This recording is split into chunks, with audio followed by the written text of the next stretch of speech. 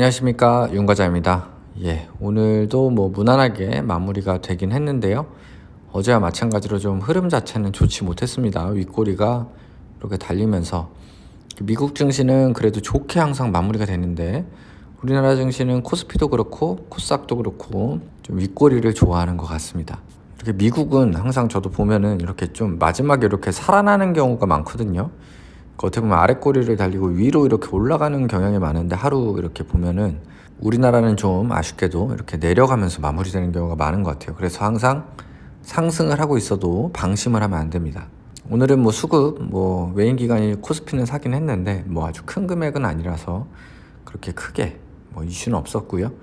그냥 흐름 자체가 조금 어제와 마찬가지로 아쉬웠다 정도인 것 같고, 그나마 이제 환율은 조금 내려왔는데 6원 내려와도 1433원입니다.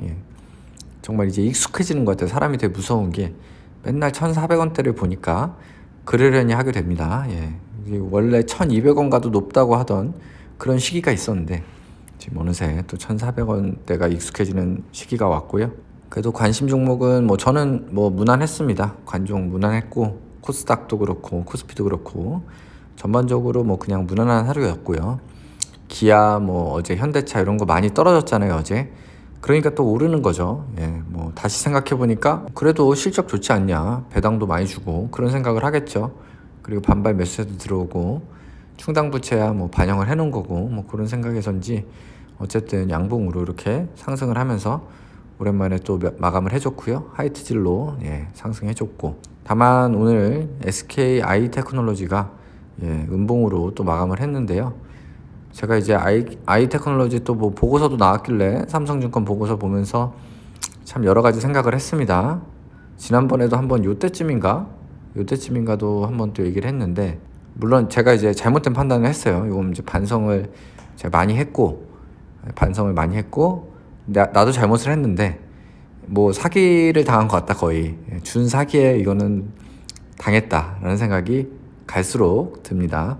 그래서 삼성증권에서 보고서 또 나온 걸 보면 예상보다 더딘 매출 회복세, 물론 이제 전망을 잘못한 것도 있긴 하지만 지금 기업 자체가 IPO하기 전에는 수익이 잘 나던 회사가 공교롭게도 IPO하고 나서 굉장히 지금 안 좋아지고 있어요. 물론 여러 가지 이슈가 있죠. 유럽의 유틸리티 비용도 증가하고 여러 가지 상황은 알겠는데, 그런 까마귀 날짜 배 떨어진다고 IPO 종목은 진짜 조심해야겠구나 라는 거를 다시 한번 느끼고요. 3분기 영업이익도 마이너스 158억이다. 컨센서스가 마이너스 6억이었는데 마이너스 6에서 마이너스 158억, 적자가 지속된다. 그래서 지금 목표가가 11.5만원에서 73,000원으로 크게 하향이 됐습니다. 물론 큰 의미는 없지만 어쨌든 목표가가 이렇게 낮아진 거는 이제 진짜 이 담당 애널리스트도 단기적으로는 최소한 안 좋게 보이는 거예요. 안 좋게 보이는 거. 이게 좋게 좀 희망회로를 준다고 써놓은 게 이거예요. 주가가 과매도 국면이다.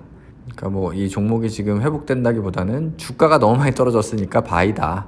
이렇게 매수 의견을 주기는 했습니다. 억지로 매수 의견을 주긴 했고, 여기는 장밋빛 전망을 2023, 24년 했는데 개인적으로는 이게 달성 가능한 수준인지 모르겠습니다.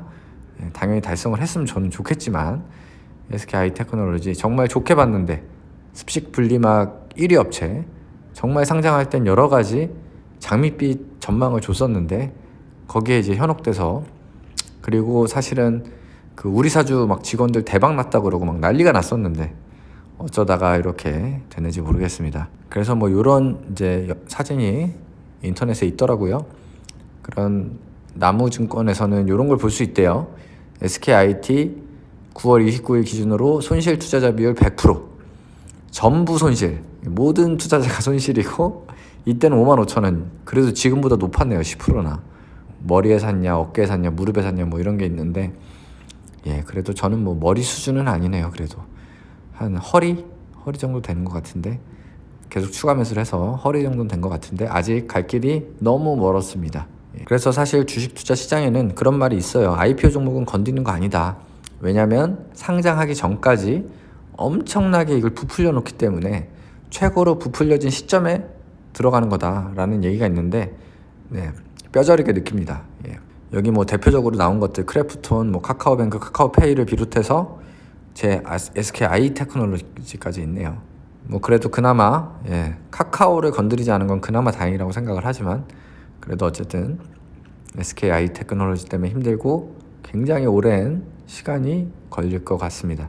그래서 앞으로는 이런 IPO 종목은 정말 매수할 때 굉장히 신중해야겠다, 그런 생각을 다시 한번 또 합니다. 그리고 코스닥은 그래도 오늘 코엔텍 빼고는 전부 상승을 했습니다.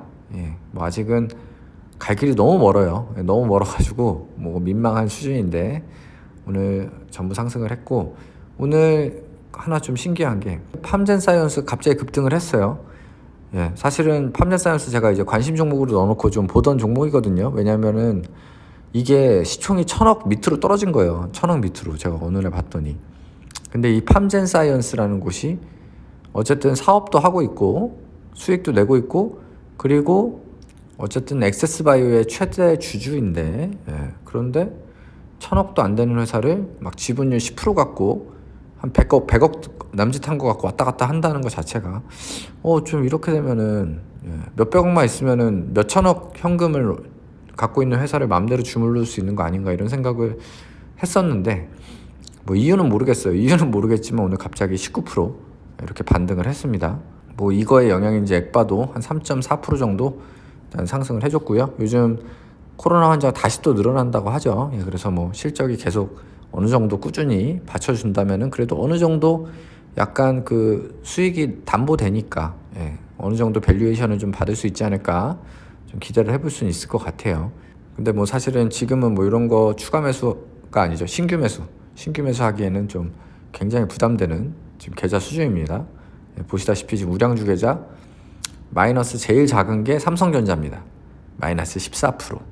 그래서 우량주 계좌에서는 전부 마이너스 10% 이상 마이너스인 상태라서 지금 여력이 좀 없고, 그나마 이제 현금은 조금 3CD 팔면서 더 확보를 해놨고, 저는 이제 뭐 지금 주가가 크게 떨어지고 있지 않기 때문에 뭐 추매는 안 하고 있지만 잘 일단은 지금 뭐 기회를 보고 있습니다.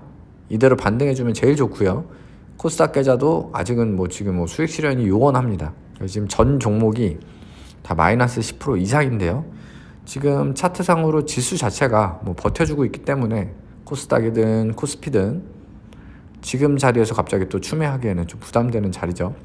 그래서 지금 횡보를 하고 있습니다. 그래서 뭐 방향을 찾아가지고 여기서 정말 바닥을 찍고 이제 몇몇 사람들이 얘기하는 대로 이제 11월부터는 이제 반등장이 나온다. 미국 뭐 중간 선거도 끝나고 뭐 이슈가 있어서 다 사라져서 역사적으로 항상 상승했던 시기였다라고 해서 진짜 올라가면은 좋고, 여기서 다시 이 저점 2100선을 구경하러 가면은 이제 그때 또 남은 현금을 올인해서 이제 나머지 내년까지 이제 쭉 들고 가야죠.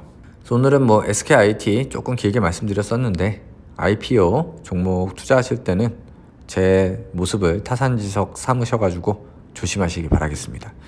오늘도 시청해주셔서 감사드리고요. 구독, 좋아요 부탁드리겠습니다. 감사합니다.